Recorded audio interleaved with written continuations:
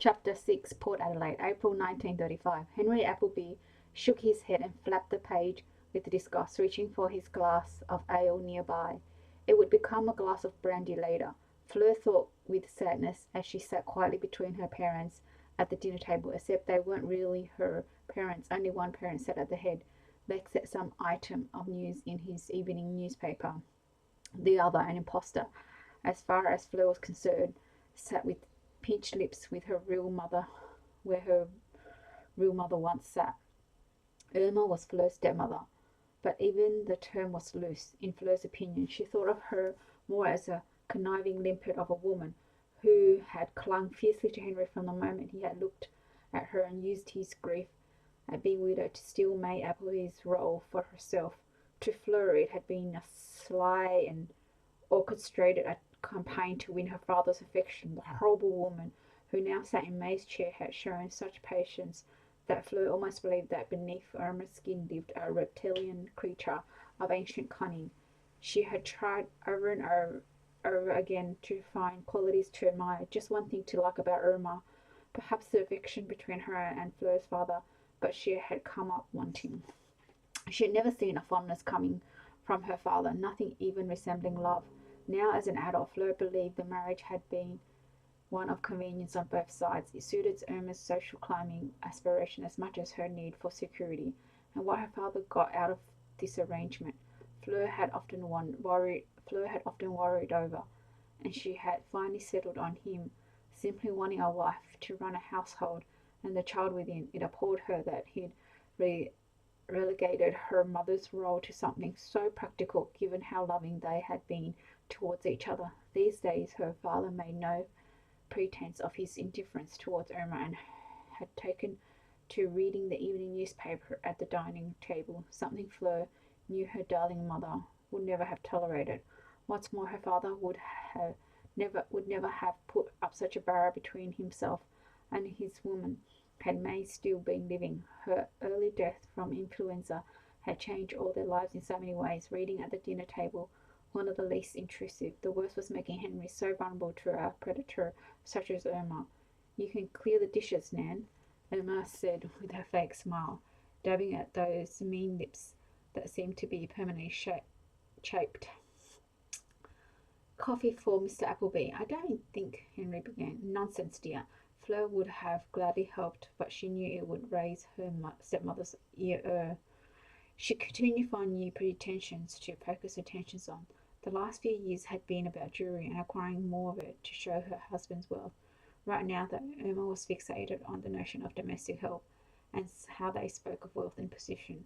The household currently had a staff of two. Nan was a sailor's wife with a clutch of children and a need for income, and had entered their lives just a few weeks prior as a cook and server.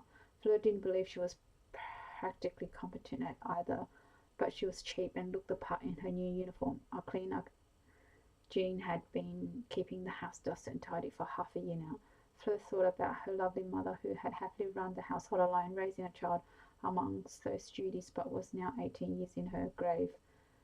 Her father had held out for a couple of years. It was hardly a happy life without May, but they'd managed well enough as father and daughter, despite the hole she left because of the deep affection between them. And yet somehow Irma had got beneath his skin and, likely during a drunken moment, coerced him to get married. So here they sat, the world's happiest trio around a table where the happiest of families had once eaten. Fleur shook her mind free of the past. It did her no good. What is happening in the world to make you cross, Dad? She knew he still enjoyed a conversation about news and events with her. Irma would only join in if it was salacious, involved some sort of purchase, or best of all, offered an opportunity to make money. He didn't look well. He was pale, but it would only vex him to mention it. Not cross, concern. This beef riot they're talking about is going from bad to worse.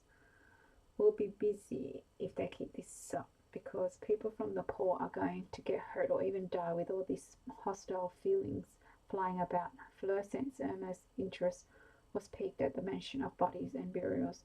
Nothing is bad that's good for business, Henry, Irma predictably said, as though making some grand philosophical point. "Oh, Nan, we'll take coffee in the drawing room now," she said in the lofty voice she reserved for servants or her father's funeral workers. Drawing room. It made it sound as though they lived in a vast manor. Fleur's mother had called it the sitting room, which sounded far cozier and was more accurate given its small size. Fleur returned her focus onto the news item, eager to hear more and keep her father engaged. The riot her father mentioned had broken out somewhere near the city when unemployed discovered that mutton would be substituted for beef on the ration list. "Henry, shall we go through, dear?" Emma put down her napkin and made to stand, leaving a ghastly imprint of her lips on the starch fabric from the plum lipstick she favoured. "Henry?" There were times when Fleur believed this careless attitude was deliberate, to show disdain for the woman who had come before her. Emma knew how much May's belonging still meant to the people she had left behind, and now, watching that oily stain landing in full view, Fleur was convinced that Emma meant Fleur to see it. She looked away at her as her father growled. "What?" he said rudely, frowning as he again folded back the newspaper, disgruntled to be disturbed. "I said, Henry, we're taking coffee in the drawing room." "You go through." He flapped the paper again. Irma glanced at Fleur, who maintained a neutral expression. She hoped it conveyed a sense of "don't blame me," but what she really felt was helpless delight. When had she become so pretty that she would inwardly smile if her father favoured her over his wife? It seemed that she and Irma had taken position on opposite sides of her father. Any time he moved against Irma, even in a tiny way, like choosing to stay seated a little longer where Fleur happened to be, was apparently a choice in his daughter's favour. "Tell me more about what the article says," she said, turning back to him, far more interested in her father's doing than Irma's. "Henry." Fleur could sense her father's blood pressure rising as Irma nagged again in her sniffy, nasally voice. "Don't let it go cold, please." Henry gave another grumbling sound, and Irma left, her wild hips grazing the tablecloth and rumbling the corner. Fleur straightened it. It was her mother's lace, and she hated that Irma made use of her possessions. This was one of her mother's favourite, and yet Irma used it for midweek suppers. She could see where Nan had dripped stew from the pot to her father's plate, but she couldn't blame Nan, who was a former flour seller, not a waitress. It would seem Henry was oblivious too. Either he chose not to see the stain on his first wife's precious lace, or he no longer cared. "Here, listen to this," Henry said. "Apparently unemployed in our neighbourhood are demonstrating in the streets tomorrow about the abolition of beef in the meat ration. They're mustering at the Waterside Workers' Hall." He folded up his newspaper and sighed. "There's 2,000 going from Port Adelaide, but they're meeting up with plenty of others once they hit town. They threaten to carry signs with a hammer and sickle." Fleur gave a soft shrug. "They have legitimate grievances. I was talking to Mrs. Brown the other day. You know, her husband hasn't had work for a couple of years, and they have 5 months' mouths to feed." She didn't wait for him to answer. "She told me their ration had gone down from 4 loaves to 3 in the last year, and even the value of their groceries were reduced by 3p. She said they had more at the height of the Great Depression a few years back than they do now." Henry clicked his tongue with disgust, reassuring his daughter in doing so that he still did feel something for others. She watched him reach for his glass again to drain the ale and winced internally. He was drinking heavily. It had been escalating since her mother died. Year after year it became more noticeable, but now she was convinced that her father was an alcoholic. It didn't matter that he was sober for the day's work. It came the evening, and he let go into his cups. She reckons he'd suffer coffee in Irma's drawing room briefly, but would be out to the pub as fast as he could. Dad. She might as well strike while he was lucid, and especially because life in this household was worsening by the week. He said, absently folding his glasses into their case. "I've got some ideas I'd like to discuss." He closed his newspaper, obviously aware that he was being impatiently awaited in the other room. "What ideas?" Fleur smiled. "Mainly for our business, but one personal one I would like to talk over with you. Can we arrange to sit down together tomorrow, perhaps?" "Your mother's insisting." "She's not my mother," Fleur said, helplessly fast, like a whiplash. She wished she hadn't, because his eyes narrowed. She's the only mother you have, and I didn't ask for one. I was happy with just us. Henry sighed, and she understood. It was an old bleat, and she should have resisted making it once more. Don't start again, Fleur. I'm tired of it. His expression looked suddenly wearied, as if he alone carried all the weight of the world's troubles. But Fleur knew exactly what his private troubles were, and they all focused around one topic. Why did you marry her, Dad? She murmured. You look unhappier now than you did years ago when Mum became sick. Too late for regrets. We have to make the best of it. I don't have to. I want to leave. He looked stricken. The business? Fleur shook his head. Just the house, Dad. I don't think I can live here much longer. It was all tumbling out the wrong way. She's so grasping. I can't bear it. You can give her everything, and it's not enough. She'll ruin you, Dad. She's just uncertain of her place, he said, falling back on his usual generous ways. You're so assured and reminded of your mother are all around us. It's probably hard for her. Oh, Dad, Fleur said, sounding frustrated. There's nothing hard for Irma in the life you've given her. She's fortunate you're so big-hearted. You miss your mother, I understand. Don't you? She regretted the accusatory tone immediately as pain fleeted across his features, taking them from that resting expression she knew and loved to one of grief again. Every day, child, but you need a mother back then. Can't you see that? She nodded, but it was a lie. She had never needed anyone but the person who had died, and once May was gone, Fleur would have got along as best she could with one parent, but she knew he would tell her that Irma came into their lives for the right reasons, and she would take that moment if it presented itself to express as sharply as she dared that Irma was an actress and only pretended to love them, though she hadn't had much to say to Fleur since she'd first bled and then considered a young woman, no longer a child. Irma sees you as family, Fleur. She fixed her gaze on him. Irma sees me as a rival, Dad, for your love, for your business, for your property, and especially your bank account. He gave a groan of despair as the very woman they were discussing called out again, Henry. Her shrill voice came from the room where the coffee was clearly cooling to where they were now all but whispering. Come on, he said. We'll talk at length about what you have in mind tomorrow when you're in the mortuary. Right now, let's just keep the peace, can we? She gave her father a small smile with a nod and stood. The meeting tomorrow was a positive step. All right, tomorrow. They moved to the sitting room where Irma waited. What were you both whispering about in there? She asked in the caustic tone that was natural to her. Nothing of importance, dear. Fleur refused to let her father be interrogated in front of her or to make excuses for having a private chat with him. She was more than comfortable telling untruths to Irma if it protected him. We weren't whispering, just speaking quietly about work. I was reminding my father of the embalming we are doing for not one but two people in readiness for family viewing. Oh, don't talk to me about corpse, child, Irma said with a glare at Nan. Pour the coffee and that will be all, she said to Nan in a dismissive tone. Mr. Appleby's here now. Fleur cut Nan a look of apology. Naturally, Nan, I can do this. You finish up in the kitchen and get back to your family. Nan curtsied and couldn't get out of the room fast enough. Fleur, thank you not to interfere with the home help. I am training that woman. You're frightening her, Irma. She responds easier to a less cutting tone.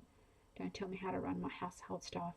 Fleur wanted to laugh at her stepmother's pretensions, and reminded that they were living near the port, surrounded by the families of sailors and dock workers, but she saw her father's forehead wrinkle into a deep frown. Now, please, Henry spoke up. Let's drink our coffee in calm. I think Nan's coming along well. You're doing a good job, my dear, he persuaded Irma's trembling slightly in her pleasure at being exonerated, slung a look of triumph in Fleur's direction. Let me pour. She did so, handing her husband his cup and sauce and leaving Fleur to fetch her own. Henry swallowed his coffee in 2 gulps, giving a sigh. Our coffee tastes strange these days. I'll make the next pot, my dear. I don't think that woman knows how to make it. No, it's fine. Well, ladies, I shall be on my way. Oh, Henry, please, not the Prince of Wales tonight. My dear, the pub is where us undertakers do our business in Alberton and discuss matters relating to our industry, and I must keep an eye on my competition. Irma put down her cup and saucer, her rings constricting the fattened flesh around several fingers.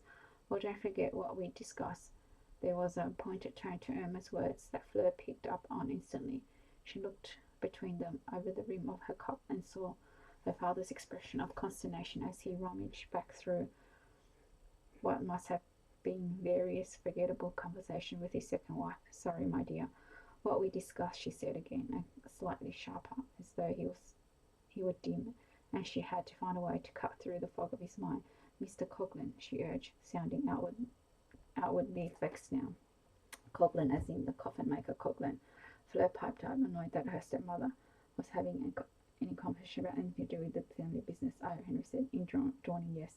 He looked sheepish, glancing Fleur's way. Bert Coghlan is unreliable, and that's a nice way of putting it. Fleur said, wondering what they were up to. I'm glad we don't use him as our permanent coffin maker. Why are we having anything to do with him? She directed this towards her father, determined not to engage in business talk with Irma. Fleur, please don't fret, her stepmother said in a soothing tone. Irma knew just how to poke hard enough to bait and win the reaction. I'm not fretting, Fleur replied, but if it's to do with the business, then it's something that I have some say in. Henry said, it's not business, my darling, and it's not Bert Coghlan. Shall I tell her, dear? Irma asked. Tell me what? Fleur was aware she sounded demanding, petulant even, but she couldn't take it back now, and her attention was riveted on her father. Something ominous was approaching. She could feel its stalking presence, making her skin prickle. Irma, Henry snapped. Her stepmother ignored Henry. It's high time you were stepping out with a young gentleman, Fleur. It really isn't very natural to be your age. It's so ignorant of men, actually. Let's not beat around the bush. You're in your late 20s and in old maid territory, my girl. Your father and I think it is. Fleur's mouth was open in shock. Listen to Emma. You know nothing about my personal life and social engagement. She turned to her father. You're talking about Jimmy Coghlan. Emma put a cup and saucer down noisily. So what if we are? James is quite taken by you. Fleur looked back with incredulity. Irma, have you taken leave of your senses? How dare you? No, how dare you? What makes you think I need your assistance in my life, romantic or otherwise? Henry made soothing noises, but both women ignored him. I'm going, he said, sounding as bewildered as a man could. Mind what I said, Henry, Irma pressed. Fleur looked through her father with an aggrieved expression, and he turned away from her. Don't wait up, he said, not even looking back. It seemed she would have to fight this battle alone. She returned her gaze of scorching disdain towards her stepmother. I am not interested in Jimmy Coghlan, and I am no longer interested in having a 29-year-old spinster living off us for much longer. Fleur could barely believe what she was hearing. Irma, I think you've got that twisted around. My father and I were doing just fine until you came into our lives. You were his secretary. Let's not forget, now suddenly you're a lady of means, and it's my father and I who work very hard to provide those means for you. Irma stood. She wasn't tall, but Fleur watched the hateful woman swell to her full height and inhale so that her large breast loomed like a shelf before her. You're not happy here, Fleur. She mused, adopted a conciliatory tone, and I no longer feel it's necessary for us to be pandering to your needs. Time for you to make your own way and stop leaning on this family. Fleur couldn't imagine feeling angrier than she did in this moment. This family? She opened her mouth to respond, but Irma continued in her mock sympathetic manner. I know you've stepped out with some young men, but dear, it's time you stop searching for that grand love like all those books you read and films you watch. It isn't like that in real life. It's like your father and me, no fireworks, but loyal and solid. Fleur blinked. She was sure her father would not describe his present marriage in that way. No spark at all. Stolid, more like, she thought, and that was being generous. I can assure you my father does not feel about you how he felt about my mother. It was an uncharacteristically cruel barb. But Fleur felt herself losing control. Rein it back, she pleaded inwardly. Maybe not, Emma replied, annoyingly calm, deflecting the arrow that was meant to wound. But he's married to me, isn't he? I am legitimately Mrs. Henry Appleby. Meanwhile, Fleur, you are the orphan that was taken in. You're not blood. She gestured towards a photo of me in a silver frame over the fireplace. They couldn't have a child, as I understand it. If we're going to sling the idea of belonging at each other, then you are as much an interloper into this family as I am. You may bear his name, but it was never yours to begin with. I gather your surname was Mason. Irma chuckled, and it had a horrible tinny quality to it. Oops, you didn't know that, I see, she said, looking like she wanted to hug herself. Yes, Mason, as in the jar, as in the stoneworker. Nothing too high and mighty then. Given up by your own mother. Who knows if she was even married? Probably not. She could have been a streetwalker for all we know. Whatever she was, you were not in her plan, unnecessary, unwanted, tossed away like rubbish. And yet here you are, clinging to Henry Appleby as if you are his flesh. You're not, dear. I have as much right to his name as you do. We're equals, you and me. You're just another name on his will, and you'll get less than you imagine if I have any say. Your father's drinking himself to an early death each night at the Prince of Wales. Well, how do you notice? Irma gave a threatened shrug. I can't save him from himself, pity. But there we are. I'll just have to soldier on, do my best with the Appleby name and its fine business. She strolled over to the mantelpiece and made a show of staring at the photo of May Appleby. Pretty young thing, I'll grant you. I must get Jean to dust her. Here probably. To Fleur's complete horror, Irma looked up and spat a gob of saliva at her mother's picture. Needs a good clean, she said, turning to give Fleur, rigid in her shock, a disarming smile. I'll invite young Jim over for dinner. I think he has something important to ask you. And Emma left her, turning slowly back to the only woman she had ever loved, to watch the saliva smearing her features as it dripped down the frame. Thanks for listening.